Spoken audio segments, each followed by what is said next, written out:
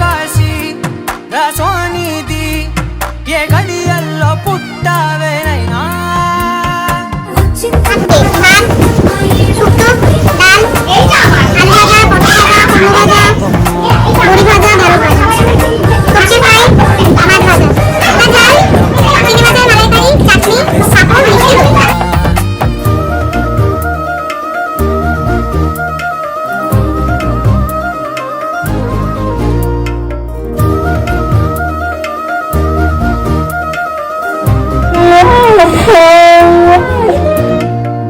ఏకాంతాలన్నీ